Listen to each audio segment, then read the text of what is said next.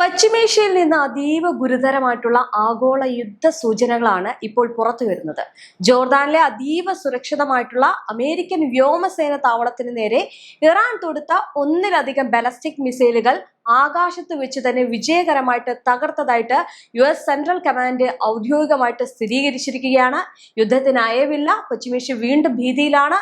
അമേരിക്കയ്ക്കേറ്റ ഏറ്റവും വലിയ പ്രഹരം കൂടിയാണ് ഇപ്പോൾ ഉണ്ടായിരിക്കുന്നത്. മേഖലയിൽ സമാധാനം പുനഃസ്ഥാപിക്കാനുള്ള നയതന്ത്ര ചർച്ചകൾ പുരോഗമിക്കുന്നതിനിടയിൽ ഉണ്ടായ ഈ ഒരു നീക്കത്തെ അപ്രതീക്ഷിതമായിട്ടുള്ള ആക്രമണ ശ്രമം എന്നാണ് പെന്റഗൺ വിശേഷിപ്പിച്ചിരിക്കുന്നത്. അതൊരു മിന്നൽ ആക്രമണം. അമേരിക്ക ചതിക്കുന്ന അതേ ചതിയിലൂടെ തന്നെ അമേരിക്കയ്ക്ക് തിരിച്ചടി നൽകുക എന്നതാണ് ഇറാന്റെ ലക്ഷ്യം എന്ന് പറയുന്നത്. അമേരിക്ക ഒരിക്കലും വിശ്വസിക്കാൻ പറ്റില്ല. അമേരിക്ക പലതവണ പിന്മാറിയിട്ടുണ്ട്. ഒരു പ്രകോപനപരമായിട്ടുള്ള കാര്യങ്ങളും ഇല്ലാതെ ആക്രമണം നടത്തിയിട്ടുണ്ട്. ഇപ്പോൾ അമേരിക്കയ്ക്ക് ഉണ്ടായിരിക്കുന്ന ഏറ്റവും വലിയ തിരിച്ചടിയാണ് ഈ ഒരു കാര്യം എന്ന് പറയുന്നത്. അമേരിക്കയുടെ സഖ്യകക്ഷികളുടെ അത്യാധുനിക patriot theatre high altitude area defence വ്യോമ പ്രതിരോധ സംവിധാനങ്ങളുടെ കൃത്യതയാർന്ന ഇടപെടൽ മൂലം വൻ ദുരന്തമാണ് ആകാശത്ത് ഒഴിവായത്.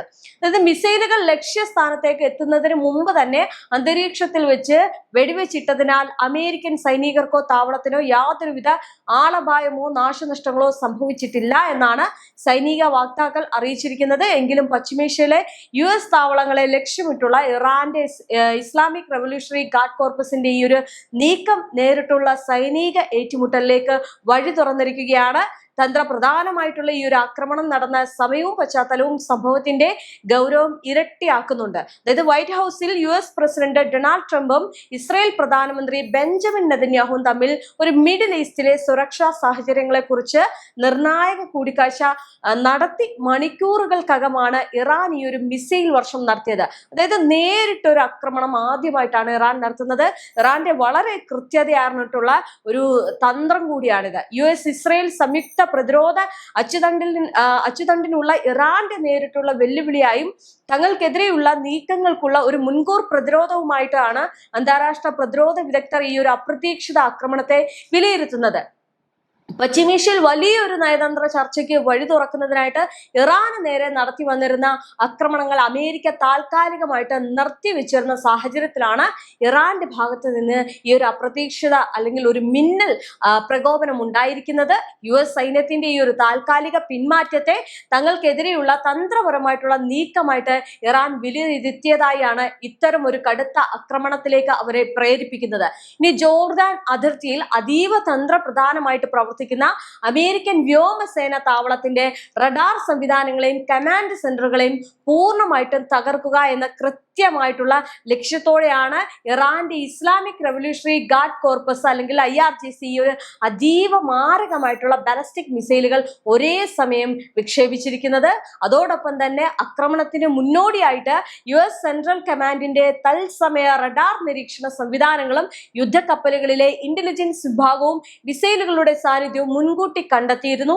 ഇതോടെ താവളത്തിൽ ഉടനടി അതീവ ജാഗ്രതാ നിർദ്ദേശം പുറപ്പെടുവിപ്പിക്കുകയും ഈ സെക്കൻഡുകൾക്കുള്ളിൽ ഇന്റർസെപ്റ്റർ മിസൈലുകൾ തൊടുത്തുവിടുകയുമായിരുന്നു. ഈ ഒരു വലിയ പ്രകോപനത്തിന് തൊട്ടു പിന്നാലെ പശ്ചിമേഷ്യയിൽ US സൗദി സഖ്യം സംയുക്തമായിട്ട് ഇറാന് കടുത്ത തിരിച്ചടി നൽകിക്കൊണ്ട് അതിശക്തമായിട്ടുള്ള ഒരു രണ്ടാമത്തെ ഒരു സൈനിക നീക്കം ആരംഭിച്ചതായിട്ടാണ് പെന്റഗണിൽ നിന്നും പുറത്തുവരുന്ന ഏറ്റവും പുതിയ വിവരങ്ങൾ എന്ന് പറയുന്നത്.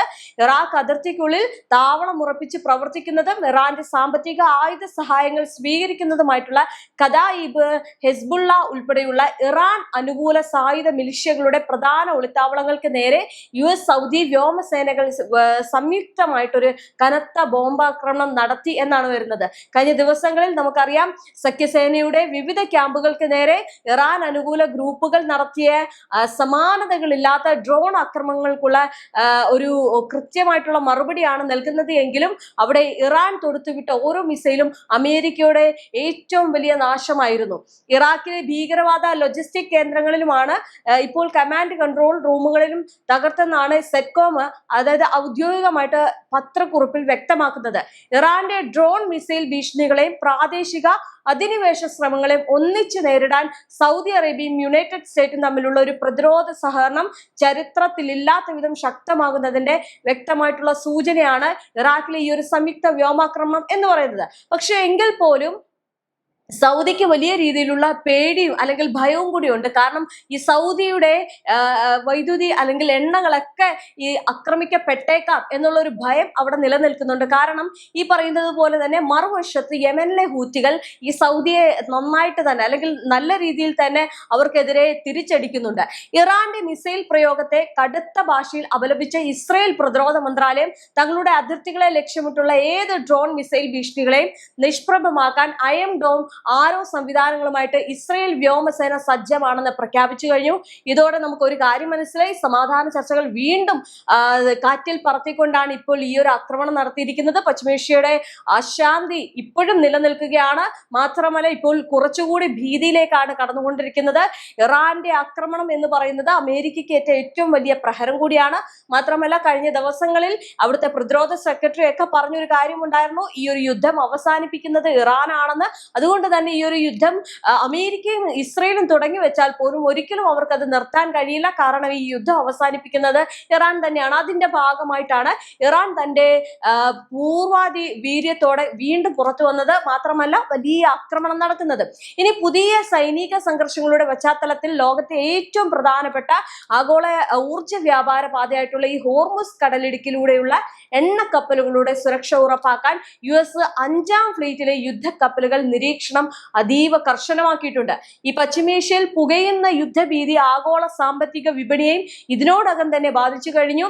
ഈ യുദ്ധ സാഹചര്യം മൂലം സപ്ലൈ ചെയിൻ തടസ്സപ്പെടുമെന്ന ആശങ്കയിൽ രാജ്യാന്തര വിപണിയിൽ ഈ ബ്രണ്ട് ക്രൂഡ് ഓയിൽ വിലയിൽ പെട്ടെന്നുള്ള വിലവർദ്ധനവാണ് രേഖപ്പെടുത്തിയിരിക്കുന്നത്. അതോടൊപ്പം തന്നെ അപ്രതീക്ഷിതമായിട്ട് നടന്ന ഈ ഒരു മിസൈൽ ആക്രമണം US ഇറാൻ നയതന്ത്ര ബന്ധങ്ങളെ പൂർണ്ണമായിട്ടും വഷളാക്കിയിരിക്കുകയാണ്. വരും ദിവസങ്ങളിൽ ഇറാന്റെ എണ്ണ വ്യാപാരത്തെയും ബാങ്കിംഗ് മേഖലയും ലക്ഷ്യമിട്ട് കൂടുതൽ കടുത്ത ആഗോള സാമ്പത്തിക ഉപരോധങ്ങളും അതോടൊപ്പം ഇറാൻ മണ്ണിലെ തന്ത്രപ്രധാന കേന്ദ്രങ്ങൾക്ക് നേരിട്ടുള്ള ഒരു സൈനിക നടപടികളും ഉണ്ടാകാനാണ് സാധ്യതയെന്ന് വൈറ്റ് ഹൗസ് വൃത്തങ്ങൾ സൂചന നൽകുന്നുണ്ട്. ഇനി തുടർച്ചയായിട്ട് ഈ ഒരു സൈനിക പ്രകോപനങ്ങൾ മിഡിൽ ഈസ്റ്റിലെ മറ്റ് രാജ്യങ്ങളിലേക്ക് കൂടി പടർന്നു പിടിച്ചുകൊണ്ട് നിയന്ത്രണാതീതമായിട്ടുള്ള ഒരു പ്രാദേശിക യുദ്ധത്തിലേക്ക് വഴിമാറുമോ എന്ന ഭീതിയിലാണ് ലോകരാഷ്ട്രങ്ങളുള്ളത്. ഗൾഫ് മേഖലയിൽ ആകെ കനത്ത സൈനിക ജാഗ്രതയാണ് പ്രഖ്യാപിച്ചിരിക്കുന്നത്. മേഖലയിലെ അമേരിക്കൻ സൈനിക താവളങ്ങൾക്ക് നേരെയുള്ള ഈ നിലയ്ക്കാത്ത ഭീഷണികൾ കണക്കിലെടുത്ത് പശ്ചിമേഷ്യയിൽ ഉടനീളമുള്ള US വ്യോമ പ്രതിരോധ ശേഷി ഇനിയും വർദ്ധിപ്പിക്കാനും കൂടുതൽ സൈനിക വ്യൂഹങ്ങളെ വിന്യസിക്കാനുമാണ് പെന്റഗണിന്റെ അടിയന്തര തീരുമാനം എന്ന് പറയുന്നത്. കൂടാതെ വലിയൊരു രക്തച്ചൊരിച്ചിൽ ഒഴിവാക്കാനും സമാധാനം പുനഃസ്ഥാപിക്കാനും ഐക്യരാഷ്ട്രസഭ ഉൾപ്പെടെയുള്ളവർ അന്താരാഷ്ട്ര സംഘടനകളുടെ അടിയന്തര നയതന്ത്ര ഇടപെടൽ വേണമെന്ന ആവശ്യം ശക്തമാക്കിയിട്ടുണ്ട്. എന്തായാലും ഇതെല്ലാം നടക്കുമ്പോൾ ഒരു കാര്യം കൂടി എടുത്തു പറയണം. അതായത് മേഖലയിൽ കടുത്ത സൈനിക ജാഗ്രത തുടരുന്നതിനിടെ ഈ യുണൈറ്റഡ് സ്റ്റേറ്റും ഇറാനും തമ്മിൽ നിലവിൽ വന്ന നയതന്ത്ര തലത്തിൽ കാര്യമായിട്ടുള്ള ചർച്ചകൾ പുരോഗമിക്കുന്നുണ്ട് എന്നും ഇരു രാജ്യങ്ങളും തമ്മിൽ വരും ദിവസങ്ങളിൽ ഒരു പുതിയ സുരക്ഷാ കരാറിലെത്താൻ വലിയ സാധ്യതയുണ്ട് എന്നും US പ്രസിഡന്റ് ഡൊണാൾഡ് ട്രംപ് തിങ്കളാഴ്ച പ്രത്യാശയോടെ പ്രതികരിച്ചിരുന്നു. ഈ യുദ്ധം അവസാനിപ്പിക്കാൻ ഇപ്പോൾ പാടുപെടുന്നത് ട്രംപ് കൂടിയാണ്. പശ്ചിമേഷ്യയിലെ സംഘർഷങ്ങൾക്ക് സമാധാനപരമായിട്ടുള്ള പരിഹാരം കാണാൻ തങ്ങൾ തയ്യാറാണ് എന്ന സൂചന നൽകിയ ട്രംപ് എന്നാൽ ഈ ഒരു ഇറാനെ പൂർണ്ണമായിട്ടും വിശ്വസിക്കാൻ അമേരിക്ക ഇപ്പോഴും തയ്യാറല്ല എന്ന വ്യക്തമായിട്ടുള്ള ഒരു മുന്നറിയിപ്പും ഇതേ പ്രസ്താവനയിലൂടെ നൽകുകയുണ്ടായി. ഇത് തന്നെയാണ് ഇറാനും പറയുന്നത്. എന്തായാലും നിലവിലുള്ള നയതന്ത്ര ചർച്ചകൾ ഏതെങ്കിലും കാരണവശാൽ പരാജയപ്പെടുകയോ അല്ലെങ്കിൽ ഇറാന്റെ ഭാഗത്ത് നിന്ന് കരാർ ലംഘനങ്ങൾ ഉണ്ടാവുകയോ ചെയ്താൽ അവർക്കെതിരെയുള്ള US സൈനിക നീക്കം കൂടുതൽ ശക്തമായിട്ട് പുനരാരംഭിക്കാൻ ഒട്ടും മടിക്കില്ല എന്നാണ് ട്രംപ് കർശനമായിട്ട് ഓർമ്മിപ്പിച്ചത്.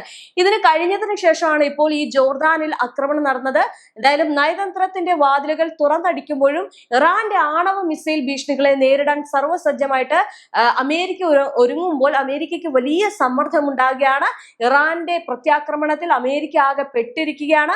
അമേരിക്കയെ സംബന്ധിച്ചിടത്തോളം ഈ യുദ്ധം നിർത്താൻ കഴിയുന്നില്ല. മാത്രമല്ല യുദ്ധത്തിൽ വലിയ നാശനഷ്ടങ്ങൾ അമേരിക്കയ്ക്ക് ഉണ്ടായിക്കൊണ്ടിരിക്കുകയാണ്. അങ്ങനെ ആകെ മൊത്തത്തിൽ പ്രശ്നത്തിലേക്കാണ് ഈ യുദ്ധത്തെ ഇറാൻ കൊണ്ടുപോകുന്നത്. കാരണം ഈ നവംബറിൽ ഇടക്കാല തെരഞ്ഞെടുപ്പ് വരാനിരിക്കുന്നു. അതോടൊപ്പം തന്നെ അമേരിക്കയുടെ ഈ പറയുന്ന അത്യാധുനിക ഡ്രോൺ മിസൈൽ സംവിധാനങ്ങൾ കുറഞ്ഞുകൊണ്ടിരിക്കുന്നു.